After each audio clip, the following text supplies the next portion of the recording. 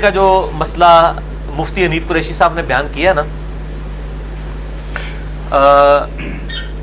اس میں نے ان کا وہ کلپ دیکھا ہے، اس میں بڑے انٹلیکچوئل طریقے سے انہوں نے ان چیزوں کو کور کیا ہے، اور انہوں نے بجائے کو کتاب و سنت کے دلائل دینے کے انہوں نے فرمایا کہ جی یہ تو فقہ حنفی کا مسئلہ ہے۔ بالکل میں مفتی حنیف قریشی صاحب کے ساتھ ہوں، فقہ حنفی کا یہ مسئلہ ہے، کتاب و سنت کا یہ مسئلہ نہیں ہے۔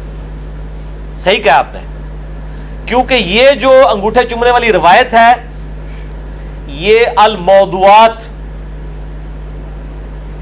امام ابن جوزی المتوفا 597 ہجری، جنہوں نے یزید کے رد کے اوپر کتاب لکھی ہے، محدث ابن جوزی، انہوں نے ایک کتاب لکھی ہے الموضوعات، بڑی بڑی گھڑی ہوئی حدیثیں، ان کے اندر انگوٹھے چومنے والی روایت لکھی ہوئی ہے۔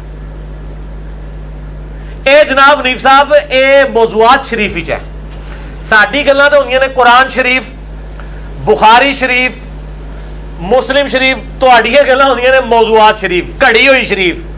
اور گھڑی ہوئی شریف وضع کی گئی، یہ وضع کا لفظ اردو میں بھی استعمال ہوتا ہے، وضع کی گئی چیز، وضع کی گئی، فیبریکیٹڈ، انگلش میں ہم کہیں گے فیبریکیٹڈ۔ یہ موضوعات شریف سے انہوں نے روایت پیش کی ہے، یہ کوئی حدیث کی کتاب نہیں ہے بلکہ گھڑی ہوئی بڑی بڑی حدیثوں کی ہے موضوعات شریف۔ یہ بتائیں، اور غلام سعود سعیدی صاحب نے صحیح مسلم میں باقاعدہ اس حدیث کے حوالہ نیچے لکھا ہے موضوعات شریف، شریف تو میں کہہ رہا ہوں، موضوعات انہوں نے حوالہ لکھا ہوا ہے۔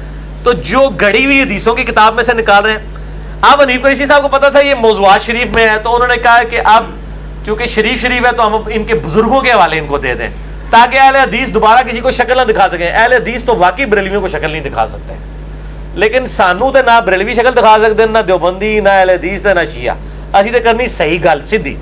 اے جناب دکھاؤ جی کی مسئلہ ہویا ہے، حنیف قریشی صاحب نے انہوں نے پھکی کے دیتی ہے، اے پھکی ہے جی امام ابن تیمیہ المتوفا 728 ہجری کی کتاب اقتداء صراط مستقیم، انجینئر صاحب نے گھر میں نہیں چھاپی، یہ دارالاسلام پبلیکیشن کی ہے، نیچے سے یہ بھی دکھائیں دارالاسلام پبلیکیشن، صراط مستقیم کے تقاضے، اے ترجمے میں نہیں آپ کیتے، اے خود اہل حدیثاں دے علماء نے کیتے، دارالاسلام کی چھپی ہوئی ہے، یہ بڑی مشہور کتاب ہے، ٹھیک ہے۔ اسی کتاب کے بارے میں میری شیخ زبیر صاحب کے ساتھ فون کال بھی ریکارڈ ہے، جس میں انہوں نے کہا کہ اس میں بد عقیدگیاں لکھی ہوئی ہیں اس کتاب کے اندر۔ شیخ الاسلام صاحب، یہ آج کل تو شیخ الاسلام ہے ڈاکٹر طاہر القادری صاحب اور ڈاکٹر اشرف آصف جلالی صاحب، یہ اس زمانے کے شیخ الاسلام، آج کل بھی بعض لوگوں کے ہیں۔ انہوں نے اس کا حوالہ حنیف قریشی صاحب نے شاہ دیا کہ جی ابن تیمیہ نے لکھا ہے کہ میلاد منانا اگرچہ بدعت ہے لیکن حسن جو نیت ہے پیچھے اس کے اوپر ثواب ملے گا۔ اے دکھاؤ جی، میں انڈر لائن کیتے ہیں، یہ ریڈ کلر کا انڈر لائن ہوا ہوا ہے، اقتداء صراط مستقیم میں میلاد والا چیپٹر، دارالاسلام پبلیکیشن۔ یہ میں اکثر والے دیتا تھا، آج میں پہلی دفعہ آن ایئر دکھا رہا ہوں، شاید تہاڈی برکت نال، انگوٹھے چومنے دی برکت نال، یہ میں نے آج تک آن ایئر کبھی نہیں دکھایا۔ ٹھیک کر لیا جی کور۔ یہ کہتے ہیں کہ اسی طرح نبی علیہ السلام کی ولادت کے دن کی تعظیم کا معاملہ ہے، مسلمان یہ چیز یا تو عیسائیوں کی تقلید میں کرتے ہیں جو حضرت عیسیٰ کا یوم ولادت مناتے ہیں عید کے طور پہ، یا رسول اللہ کی محبت اور تعظیم کی وجہ سے کرتے ہیں۔ ابن تیمیہ صاحب نبی علیہ السلام کی محبت اور تعظیم کی وجہ سے ہی کرتے ہیں، تسی پلیکھا نہ دیو لوگوں نو۔ اچھا، پھر وہ کہتے ہیں اللہ تعالیٰ اس بدعت پر تو نہیں لیکن اس محبت اور اجتہاد پر انہیں ثواب دے گا۔ کس اجتہاد پر؟ کہ حضور کی تعظیم کی خاطر جو میلاد منائے، یہ اس نے اجتہاد کیا نا۔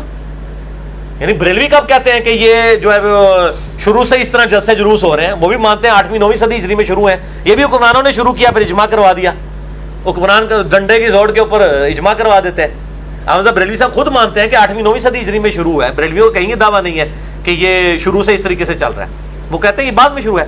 تو اب یہ ابن تیمیہ کہہ رہے ہیں کہ جی یہ اجتہاد جو کیا ہے نا میلاد منانے کا، اس پر اس محبت کی وجہ سے جو انہوں نے یہ تعظیم کے لیے حضور کی میلاد منایا، اس پہ ثواب ملے گا۔ اچھا، اب کیا ہوا، نیچے جس نے ترجمہ کیا نا اس نے حاشیہ لگا دیا، انہوں پتہ لگ گیا کہ ابا جی نے گل غلط کر چھڑی ہے، روحانی ابا جی۔ ترجمہ کرنے والے مولانا صاحب مولانا عبد الرزاق ملیح آبادی، وہ لکھتے ہیں لیکن جسے معلوم ہو کہ یہ چیز بدعت ہے اس پر بھی وہ اس کا مرتکب رہے تو ایسی روح میں ثواب نہیں بلکہ اللہ کی ناخوشی کا ذریعہ ہوگا۔ اے اپنے ابا کو سمجھاؤ نا، تسی تھلے لکھ رہے ہو لوگوں واسطے، تسی ابن تیمیہ نو جاؤ، انہوں نے سمجھاؤ کہ حضرت صاحب ایک ہی چھڑول مار کے گئے ہو, پھر کہتے ہیں چھڑول لفظ بول دے, چھڑولی ہے نا, اے چھڑول پھڑ لی جناب حنیف قریشی صاحب نے, اور اب پھڑ کے چھڑول مار چھڑی کہ جی ہاں جی انگوٹھے چومنے لایا تھے ابن تیمیہ. تو مولانا اسحاق صاحب بھی انہوں بڑا پازیٹیولی پیش کرتے سن, بالکل جعلی مسئلہ لکھا ہے. نبی علیہ السلام نے تو بدعت کے اوپر دوزخ کی بشارت سنائی ہے. جو بدعت ڈکلیئر کر رہا ہے وہ پھر دوزخ کی بشارت لگائے, ثواب کی نہیں. میرا موقف کیا ہے؟ میرا نہ سلفیوں والا موقف ہے نہ بریلویوں والا, میں درمیان میں ہوں. میرا موقف 2 گھنٹے میں ریکارڈڈ ہے. مسئلہ نمبر 63, ولادت مصطفیٰ صلی اللہ علیہ وآلہ وسلم اور رسول اللہ کی آخری وصیتیں. صحیح مسلم میں حدیث ہے, آپ صلی اللہ علیہ وسلم ہر سوموار کا روزہ رکھتے تھے. پوچھا گیا کیوں رکھتے ہیں؟ فرمایا فیہ ولدت وفیہ انزل علیہ, اس دن میں پیدا ہوا, اس دن مجھ پہ پہلی وحی نازل ہوئی. آپ صلی اللہ علیہ وسلم اپنی پیدائش کی خوشی میں اور قرآن کے نزول کی خوشی میں ایک ہی دن میں سال میں 52 دفعہ روزہ رکھ کے منڈے کے دن کا خوشی منایا کرتے تھے. ہم تو میلاد منانے کے قائل ہیں سنت طریقے کے مطابق. باقی یہ جو جنیے جنی ہے نا, اب یہ چونکہ کھلی ہوئی ہے نا, میں چاہ رہا دعا بھی انہوں دکھائی دیا. عبداللہ بن عمر کے اوپر بدعت کا فتویٰ لگایا, اور اب تو ان کے علماء نے دفاع بھی کرنا شروع کر دیا. کہتے ہیں عبداللہ بن عمر غلط تھی. صحیح بخاری میں 10 حدیثیں ہیں کہ عبداللہ بن عمر نبی علیہ السلام کی جگہوں کو تلاش کر کر کے وہاں پہ نماز پڑھا کرتے تھے جہاں آپ صلی اللہ علیہ وسلم نے اپنے سفر حج میں, اور اس پہ امام بخاری نے باب باندھا ہے نبی علیہ السلام کی جگہوں پر نمازیں پڑھنا. اور وہ اتنی زبردست حدیثیں ہیں, رکت انگیز. میں نے مسئلہ نمبر 54C کے اندر اور 54D کے اندر ان چیزوں کو ایڈریس کیا. اس میں عبداللہ بن عمر چونکہ یہ کرتے تھے, ابن تیمیہ نے کہا نا یہ تو پائی بدعت ہے. نبی علیہ السلام نے کہا خلفائے راشدین کی سنت پہ عمل کرو, نئی نئی بدعتوں سے بچنا. تو یہ عبداللہ بن عمر کے اوپر ہی بدعت فٹ ہوتی ہے. یہ جناب یہ صفحے میں نے یہ انڈر لائن کی ہوئی ہیں, یہ لائنیں بھی دکھا دیں. اے چونگا ہے جی, انگوٹھے چومنے کے نال ایک چونگا بھی لے لو فریج. یہ جناب لائنیں دکھائیں جو میں نے انڈر لائن کی ہیں. وہ کہتے ہیں خلفائے راشدین سے تو ثابت نہیں ہے نبی علیہ السلام کی جگہوں کو تلاش کر کے. میں نے اس کے رد کے اوپر باقاعدہ دلائل دیے معراج النبی والے میں کہ نبی علیہ السلام کو صحیح سند کے ساتھ 5 کتابوں سے ثابت کیا ہے کہ معراج کی رات بیت اللحم میں نماز پڑھائی گئی ہے, کوہ طور پہ نماز پڑھائی گئی ہے, اور بتایا گیا یہاں عیسیٰ پیدا ہوئے تھے, یہاں موسیٰ علیہ السلام سے کلام ہوا تھا, اور اس طریقے سے انبیاء کی تبرک والی جگہوں پہ نمازیں پڑھائی گئی ہیں. یہ آج ٹاپک نہیں ہے, میں نے معراج النبی والے لیکچر میں مسئلہ نمبر 126B میں ساری چیزیں ڈسکس کی ہیں. اور یہ بھی بتایا جی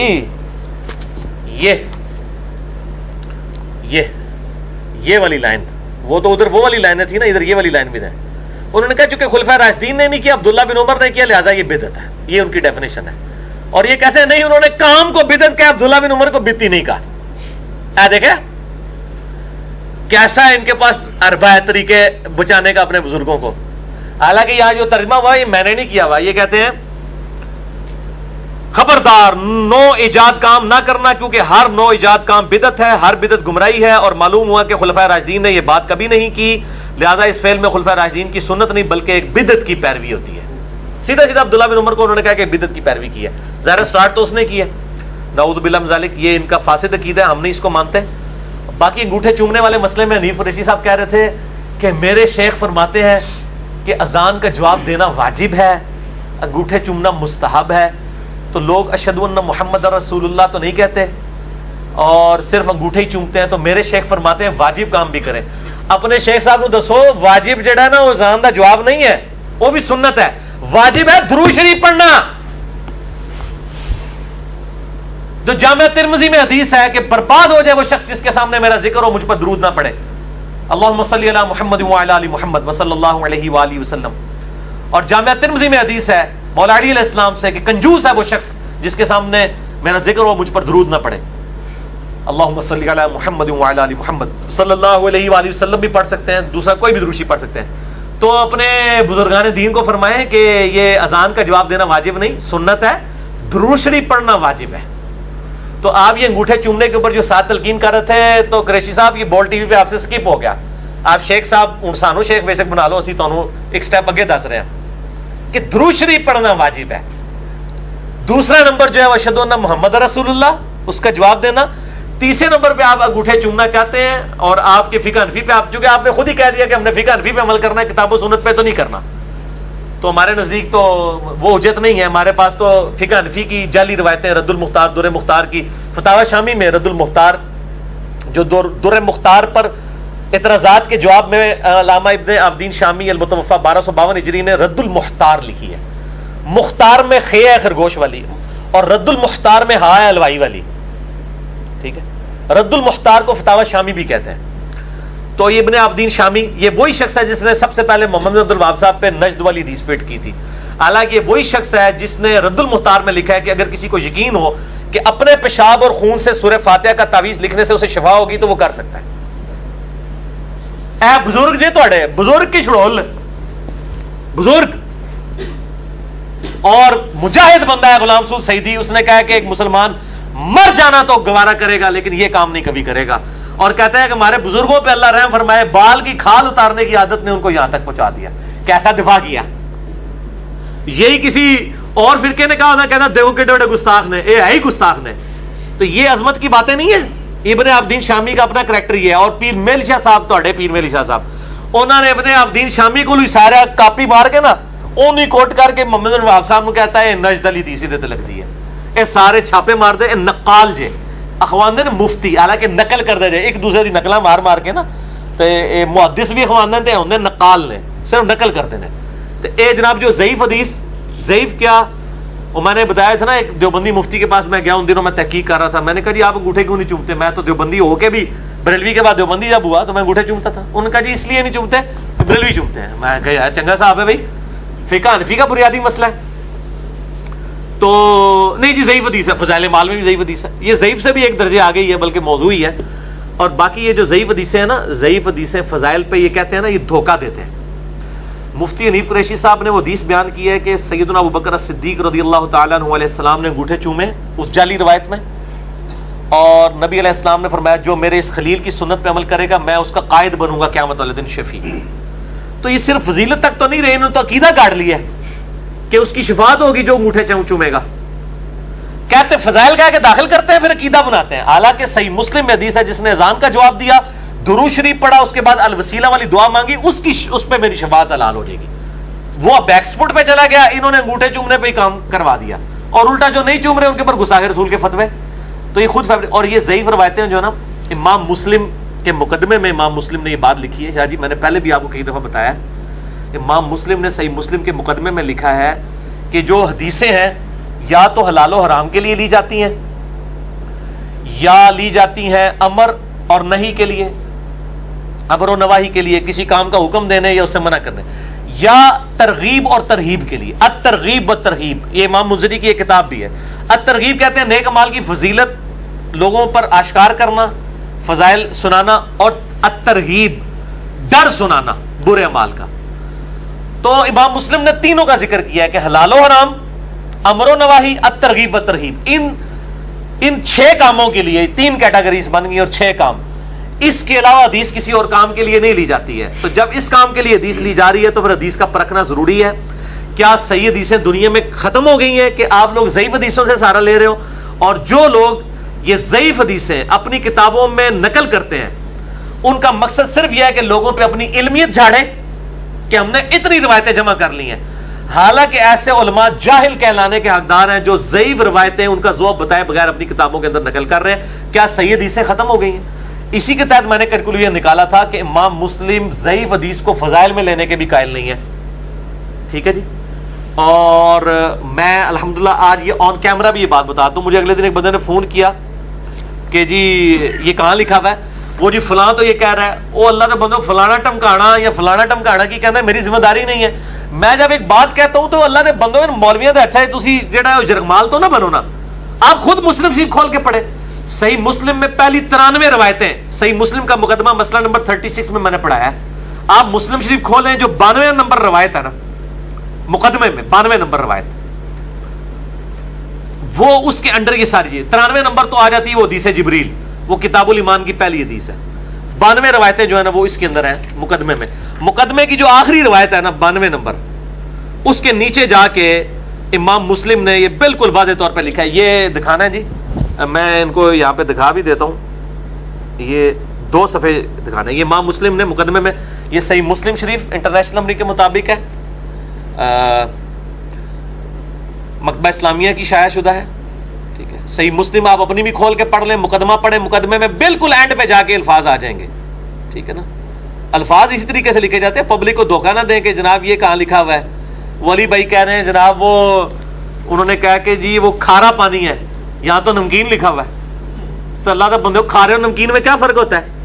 अतरगीब व तरहीब फजाइल ही बात हो रही है ना, टर्म्स है ना, इस्तेमाल हो रही है, टर्म्स मुहद्दिस की है। ये दिखा दिए जी, और ये पहले सफे के ऊपर भी ये सारी दिखाएं जी। जितने मैंने जुमले बोले हैं ना, ये वाले अंडरलाइन हुए में मैंने पढ़ के सुना दिए। बाकी जिसको शौक है खुद पढ़े। मनु ना फोन कराया करो, अल्लाह के बंदे होते हैं, मनु ना राब्ते कराया करो। जो चीज मैं बयान कर देता हूं आप काउंटर चेक किताबों से करें, इंशाल्लाह आपको पता चलेगा कि आपके उलमा आपको धोखा दे रहे हैं और इंजीनियर साहब जो कुछ बता रहे हैं वो लिखा हुआ होगा वहां पे, ठीक है, इंशाअल्लाह ताला अल्लाह के फजल से। तो ये बाकी जो ब्रैकेटों वाला मसला होता है ना, ये बात याद रखें, दुनिया में जब भी कोई एक जुबान दूसरी में ट्रांसलेट होती है ना, ब्रैकेट के बगैर काम ही नहीं चलता। अहमद बरेलवी साहब ने कंजुल ईमान में कई जगह तर्जुमा किया, ब्रैकेट लगाई है। रहमान अपने अर्श पे मुस्तवी हुआ, आगे लिखा ब्रैकेट में, जैसा कि उसकी शान के लायक है, बल्कि ब्रैकेट के ही लिख दिया। अभी जो मैंने दिखाया वो ब्रैकेट में नहीं लगाई हुई। अब क्या तारीफ कर दी उन्होंने? नहीं। दूसरी जगह आ गया लैसा कमिस्लिही शै व हुवस समीउल अलीम व हुवस समीउल बसीर, अल्लाह की मिसल कोई शय नहीं है, वही सुनने वाला और देखने वाला है। अच्छा अली भाई, एक इस पे ये एतराज़ होता है ना, वो बात औक़ात ये कह देते हैं कि जी जिस बंदे की नेगेटिव मेंटालिटी हो ना, तो वो हमारे उलमा ने तो जनाब हज़ारों लाखों सफ़े लिख दिए हैं, उसमें से एक लाइन चुन के ले आते हैं जी, ज़हनी गंदा बिल्कुल सही मेंटालिटी है। ठीक है, हम ये कहते हैं इसके जवाब में कि बरेलवी देवबंदियों ने हज़ारों सबों की किताबें लिखी, 2000 किताबों के मुसन्निफ हैं अशरफ अली थानवी साहब। तो ये अहमद बरेलवी साहब हिफ्जुल ईमान में से ढूंढ के एक इबारत क्यों ले आए इस पुड़िया के अंदर? ये पुड़िया से भी छोटी है, ये किताब सिर्फ 10 सफ़ों की है, बाकी तकरीजें हैं मौलवियों की। ये जो पुड़िया लिखी है अहमद बरेलवी ने, हुस्सामुल अरमैन, ढूंढ के ही लेके आए ना। ये भी ये क्यों लेके आए हैं? इनकी जिम्मेदारी। मैंने तो एक क्लिप चढ़ा हुआ है आला हजरत के नामुकम्मल मिशन की तकमील। मैं तो अहमद बरेलवी ने नामुकम्मल मिशन छोड़ा था कि सिर्फ दूसरों के बुजुर्ग बाबे जो है उन्होंने नंगे किए थे, मैंने उनके बुजुर्ग बाबे भी और उनकी भी गलत बातें नंगी कर दी। तो ढूंढ के ही लेके आए ना, ठीक है। तो ये इनको ठेका मिला हुआ है, उनको आजकल ठेका मेरे को है जनाब, क्योंकि अहमद बरेलवी साहब 1340 हिजरी फौत हो चुके हैं, ए भाई चल रहे 1438 हिजरी, इंजीनियर साहब का दौर है, इतने ठेका आजकल मेरे को है भाई।